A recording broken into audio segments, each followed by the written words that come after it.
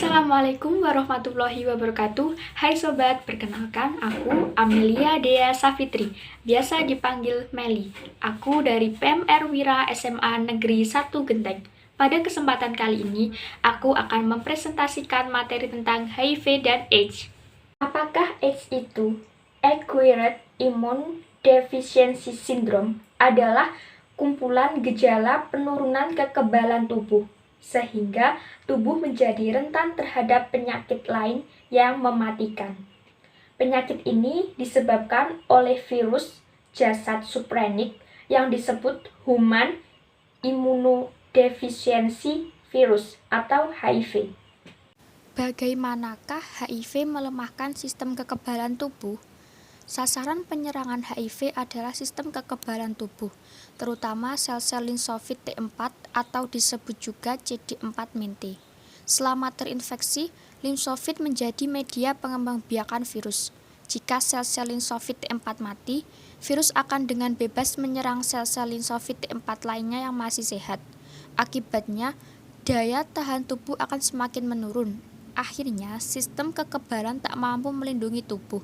Ini akan membuat kuman penyakit infeksi lain, kadang disebut infeksi oportunistis atau infeksi mumpung, akan masuk dan menyerang tubuh penderita.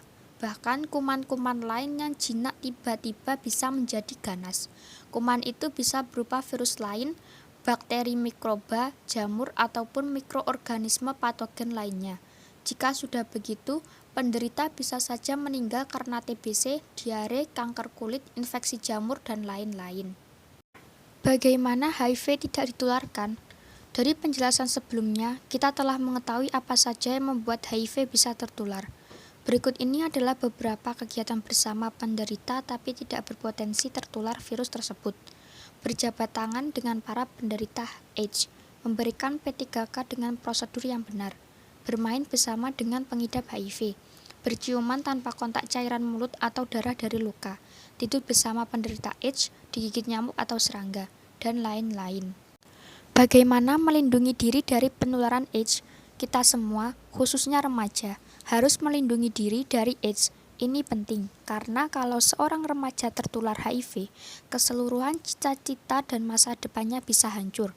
Secara mudah, perlindungan dari AIDS dilakukan dengan ABC. A. Abstinence, alias puasa bagi remaja yang belum menikah. B. Be faithful, alias setia pasangan hidup bagi mereka yang sudah menikah. C. Kondom, alias kondom bagi mereka yang berada dalam keadaan-keadaan khusus seperti para suami atau remaja yang tidak kuat puasa atau setia, maupun onani, dan masih terdorong melakukan zina. Bagaimana sebaiknya sikap kita terhadap pengidap HIV dan AIDS? Semua harus bersikap biasa, tanpa membedakan, seperti sikap kita terhadap orang sehat atau penderita penyakit lain. Semua hal dapat dilakukan bersama penderita, kecuali kegiatan yang menyebabkan adanya pemindahan atau kontak darah, cairan tubuh lain, dari pengidap HIV dan AIDS kepada orang lain. Misalnya adalah sanggama tanpa kondom, transfusi darah, dan tato atau suntik dengan alat yang sama.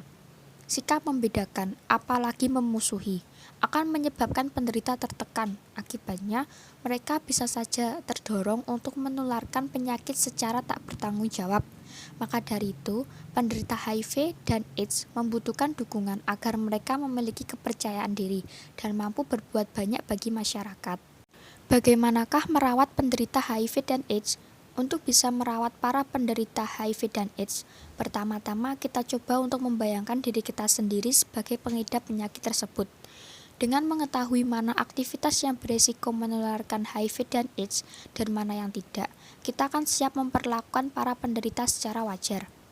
Yang perlu diingat, kita harus tetap memperhatikan prosedur P3K ketika melakukan perawatan kepada penderita. Penderita AIDS dalam stadium berat perlu dirawat oleh tenaga kesehatan yang berpengalaman. Untuk perawatan di rumah bagi penderita yang tidak berat harus dilakukan dengan hati-hati agar tak tertular. Penggunaan prosedur P3K yang aman adalah sebagai berikut. Gunakan sarung tangan dan celemek untuk perawatan. Cucilah tangan setiap habis tugas. Pakaian kotor dan berdarah harus dicuci dengan air panas. Sikat gigi dan alat cukur jangan digunakan bergantian. Hindari kontak langsung jika Anda punya luka. Bagaimana cara mengobati penderita AIDS? Apa itu obat antiretroviral?